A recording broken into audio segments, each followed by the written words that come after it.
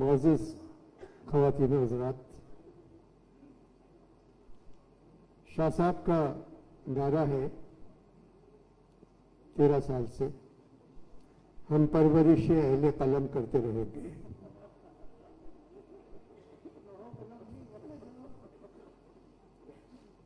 Art council Karachi یا احمد شاہ صاحب کی 13ویں اردو کانفرنس۔ ایک بات کی خوشی ہے، یہ نہیں کہنا پڑ رہا ہے کہ اپنے موبائل فون بند کر لیں، کیونکہ انہیں پر یہ کانفرنس دیکھی جا رہی ہے۔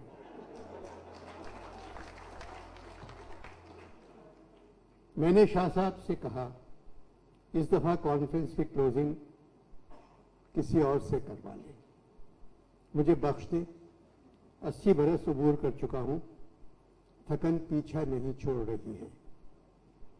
میں آپ کو 4-5 لوگوں کے نام بتاتا ہوں۔ میں نے نام بتائے اور کہا کہ ان میں سے کسی کو بھی بلا لیں۔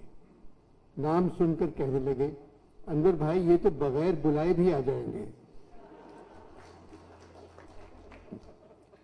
آپ کو کانفرنس کی کلوزنگ کرنا ہے۔ کچھ پریشان لگ رہے ہو انور؟ میں نے کہا ہاں، ہمارا ہاتھی کمبوڈیا چلا گیا ہے۔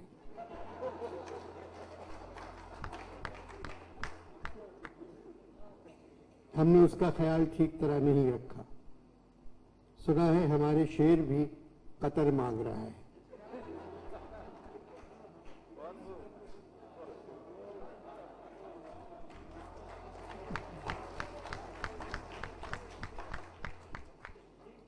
انور بھائی ادبی کانفرنس ہے، اس کانفرنس سے جانوروں کا کیا تعلق؟ میں نے کہا شاہ صاحب ساقی فاروقی زندہ ہوتے تو آپ کے سوال کا جواب دے دیتے کہ ادبی کانفرنس سے جانوروں کا کیا تعلق ہے۔ آرٹ کونسل کراچی کی ادبی کانفرنس جہاں ہزاروں کا ہجوم ہوتا تھا، دالان، صحن، آنگن، ہال بھرے رہتے تھے، آج وہاں کوئی نہیں ہے، صرف شاعر، ادیب اور تنقید نگار ہیں، وہ بھی اس لیے کہ وبا ان لوگوں سے محفوظ ہے۔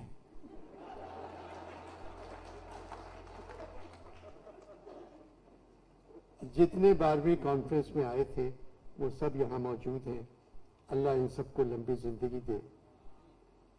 آرٹ کونسل کراچی کو خالی دیکھ کر موسیقی کا شعر یاد آ گیا، وہ دلی کے کوچے ہیں اب سارے خالی، کھوے سے کھوا تھا جہاں روز چھلتا۔ خواتین و حضرات، جیسا کہ آپ سب جانتے ہیں، پوری دنیا کی طرح ہمارے ملک میں بھی ایک وبا کا نزول ہے، اور ظاہر ہے ہمارا شہر بھی اس میں مبتلا ہے۔ میں وبا کے سلسلے میں طنز و مزاح سے گریز کرنا چاہتا ہوں، یہ معاملہ انتہائی سنجیدہ ہے، احتیاطی تدابیر پر عمل نہایت ضروری ہے، اور پھر اللہ سے یہ امید ہے کہ مرحلہ بھی گزر ہی جائے گا۔ اس بحر میں ہم جیسوں پہ ہر موجہ پرخو آ کے گزر جائے ہے، کیا جانیے کیا ہو۔ وبا کے دوران دنیا بھر میں وبائی ادب بھی لکھا جاتا رہا ہے۔ خطوط غالب میں لکھا ہے، ہاں میاں وبا آئی تھی پورا شہر اجڑ گیا، مگر 72 سالہ بوڑھے اور 70 سالہ بڑھیا کو نہیں لے گئی، سو لعنت ایسی وبا پر۔ اردو کا بہترین ناول توبۃ النصوح کا آغاز بھی ہیضے کی وبا سے ہوتا ہے۔ ادب کو چھوڑیے، آسمانی کتابوں میں بھی وبا کا ذکر موجود ہے۔ وبا کیوں آتی ہے، کس لیے آتی ہے، اس راز کو ہر عالم، ملا، پنڈت اپنے اپنے انداز سے سوچتا ہے، مگر خدا کا فضل نہ تو میں ملا ہوں، نہ پنڈت، نہ عالم، اس لیے اس جھگڑے میں نہیں پڑتا، صرف دعا کرتا ہوں جان تو جانی ہے مگر اس طرح نہ جائے۔ اپنے بزرگوں سے وباؤں کے قصے سنتا رہتا تھا، سنا ہے وبا آنے سے پہلے ہرے درخت سوکھ جاتے ہیں، جنگلوں میں جانور زور زور سے روتے ہیں، تب اللہ کے بندوں کو علم ہو جاتا ہے کہ وبا آنے والی ہے۔ وقت کے ساتھ ساتھ نشانیاں بھی تبدیل ہو جاتی ہیں۔ اب جنگلوں میں درخت اس لیے نہیں سوکھتے کہ درخت کاٹ دیے گئے ہیں، جانور منہ اٹھا کر نہیں روتے، خاموشی اختیار کر لی ہے، بہت سے جلاوطن ہو گئے، درخت نہیں رہے تو چرند پرند کیسے رہتے، صرف غریب الوطن کتے شہروں میں گھومتے رہتے ہیں۔ वो क्यों रोएंगे, वो तो सड़कों पर खेलने वाले बच्चों का नर्म मुलायम गोश्त खाते रहते हैं। बच्चे मर जाते हैं, कुत्तों की हयात में इजाफा हो जाता है। मैं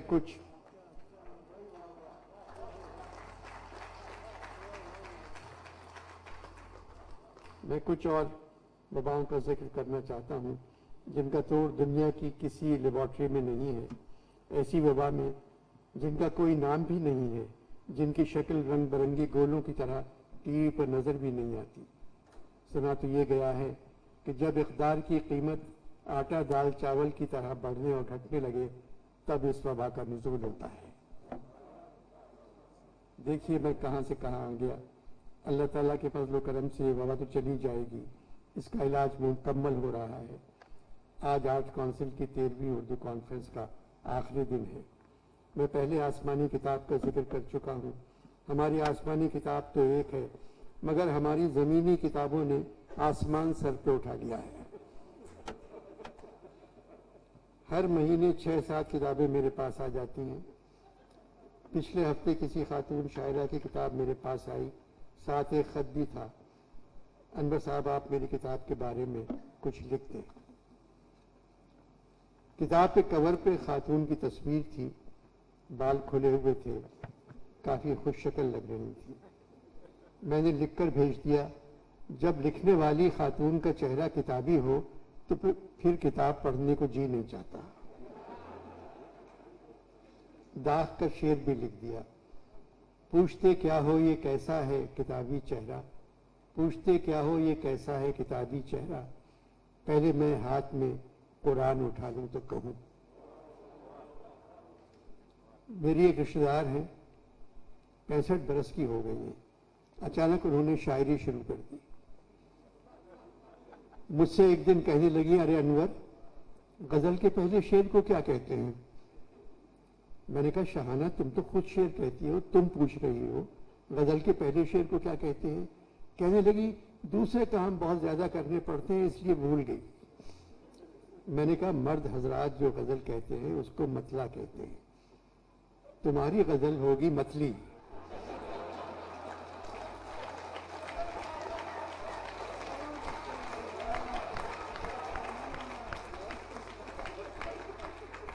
तुम्हारी गजल का पहला शेर होगा मतली। कहने लगी, बकवास मत करो। मैंने कहा, मैंने आपकी गजलें पढ़ी हैं इसलिए कह रहा हूं। कहने लगी, अनवर गजल अच्छी हो या ना हो, नियत अच्छी होना चाहिए। मैं आर्ट काउंसिल के मुशायरे में जाना चाहती हूँ। मैंने कहा, पहले आप अपना कलाम कश्फर नाहिद को दिखा दें, उसके बाद वो आपसे जहां जाने को कहें वहां चली जाए।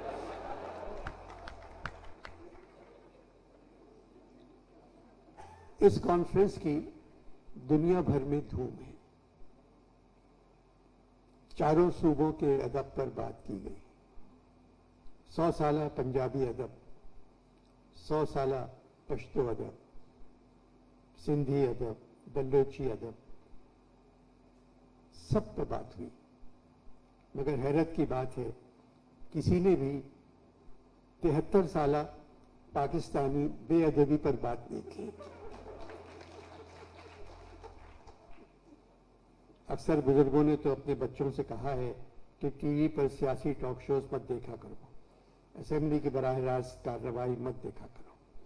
बातचीत का भी एक अदब होता है, सवाल जवाब का भी अदब होता है, एक तहजीब होती है। तू, तुम, तेरी से गुफ्तगू शुरू नहीं की जाती। गालिब ने भी पहल आपसे की थी। आपसे कोई पूछे तुमने क्या मजा पाया, यहां तुम में बदतमीजी नहीं है। शाह साहब से 2 महीने पहले मैंने कहा था, इस दफा अदबी कॉन्फ्रेंस ना करें, अच्छा नहीं लगेगा। स्टेज पर शायर, अदीब, तनकीद निगार ढाटा बांधे बैठे होंगे। शाह साहब कहने लगे, मैं कसम खाता हूं वो ढाटा पहनकर अनवर ज्यादा अच्छे लगेंगे। मैंने कहा, फिर आप उन सबको चुप रहने दें, ढाटा उतारने की इजाजत ना दें। कहने लगे, उर्दू कॉन्फ्रेंस चुप कैसे हो सकती है? मैंने कहा, जब चुप शाह का रोजा हो सकता है तो चुप शाह की उर्दू कॉन्फ्रेंस क्यों नहीं हो सकती? چپ شاہ کا روزہ منت کے لیے رکھا جاتا ہے۔ شاہ صاحب اگر یہ سب چپ رہے تو ہماری قومی زبان کو بہت فائدہ ہوگا۔ کہنے لگے آپ مجھے پریشان لگ رہے ہیں، کچھ بھجوا دوں شام کے لیے؟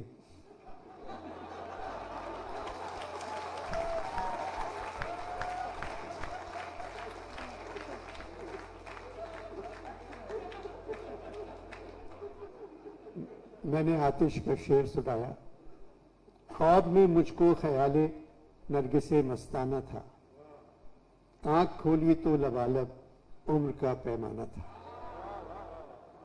خواب میں مجھ کو خیال نرگس مستانہ تھا، آنکھ کھولی تو لبالب عمر کا پیمانہ تھا۔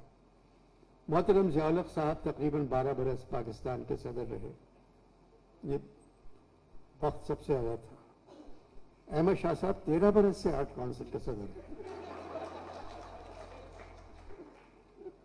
اور شاہ صاحب نے آرٹ کونسل کے لیے بہت کام کیا ہے، کام کر بھی رہے ہیں اور حالات بتا رہے ہیں کہ کرتے رہیں گے۔ کرتے رہیں گے کا مطلب ہے کہ اگلے برس بھی اسی کرسی پر ہوں گے انشاءاللہ۔